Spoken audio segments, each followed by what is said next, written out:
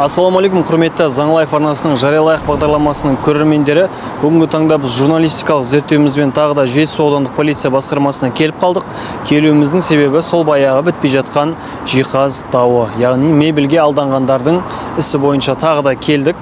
Өздеріңізге белгілі, алдыңғы бағдарламамызда ішкі істер департаментіне келген болатынбыз. Енді неке қандай жаңалық бар екенін қазіргі таңда осы қорғаушыдан және жәбірленушілерден біле кетейік. Біздің естуімізше күдікті әлі ұсталмаған, керісінше бізге берілген ақпараттарға сәйкес әлі күнге дейін кәсібін жалғастырып жатыр, жәбірленушілер көбейіп жатыр дейді. Бұл тұрғыда қорғаушы не деп айтады, барлығын сіздермен бөлісетін боламыз. Бізбен бірге болыңыздар, халық өте ашулы. Сондықтан да Заң Лайф арнасының жариялайық бағдарламасы бұл істі соңына дейін өзінің бақылауында ұстайтынын хабарлайды. Арызын қабылдамай жатыр, не қазір Жетісу ауданының полиция басқармасына. Арызын не үшін қабылдамайын деп айтты? Қашан келдіңіз? Мен маусым айында осы ИП Асланбекке мебель жасаймын деп алданып қалдым. 3 ай күттім, трудовой договор бойынша. 3 айдан кейін осы шаққа кеп, август айында заявление жазбақшы болған, менің заявлениемді қабылдамады. Себебі мошенничество болу үшін менде договор болғаннан кейін сот болу керек деді. Сосын кейін ондай заявление жазу үшін 2-3 адам болу керек жанында деді. Мен заявлениені қабылдамады. Біріншіден, екіншіден айтты, сенің пропискаң Илийский район деді. Сосын мен Илийский районға барып едім, РУВД-ға. Олар да менің немді қабылдамады. Заявление жаздым, бірақ қабылдамады. Қалай төледіңіз кімдерге? Мебель ақшаны Каспий арқылы сразу бүкіл ИП Асланбекке бүкіл сумманы төледім 100%. Айттыңыз ба, осы жерде бірнеше адамдар бар, біз сияқты алданғандар, ақша салғандар, мебель аламын деп. Олардың қатарына мен де бармын деп айттың ба? Ол кезде мен білмедім, мен өзім жалғыз келдім.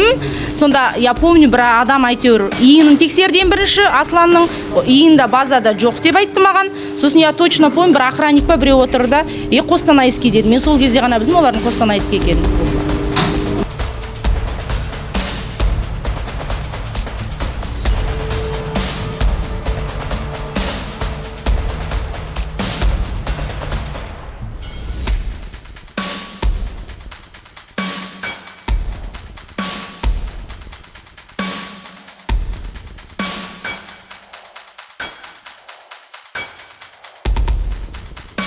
Қазір ғана полиция басқармасына шықтыңыздар, қандай жаңалық бар?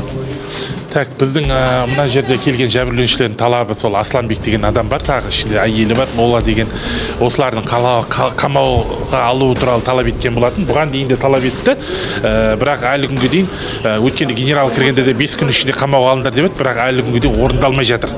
Неге орындалмай жатыр? Адам қамалмай жатыр деген талаппен бүгін тағы жиналып отыр. Енді талаптары бұлардың Асланбек қамалса, неге тайрандап жүр, қылмысын неге әлі жалғастырып жатыр, әлі алданып жатқан қаншама халық көп, сол жаңа талабы осы. Енді ертең таңертең сағат 10-да прокуратурада жиналатын болдық.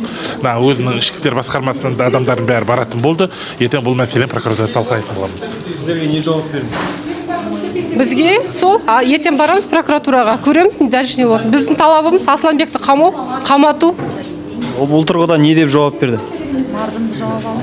Қанағаттанбадық жауаптарын. Тергеу амалдары жүріп жатыр, шектелді болды. Сіздердің талаптарыңыз? Қамалсын, Асланбек қамалсын. Полиция қызметкерлеріне көңілдеріңіз толады ма? Жоқ, толмайды. Полиция қызметкері дұрыс жұмыс істемейді. Әрі мәрдімді жауап берген жоқ бізге. Асланбек қамалсын. Асланбек қамалсын. Асланбек қамалсын. Осыны ғана сұрайды. Иә, Асланбек қамалсын. Қашып жүргендері де ұсталсын.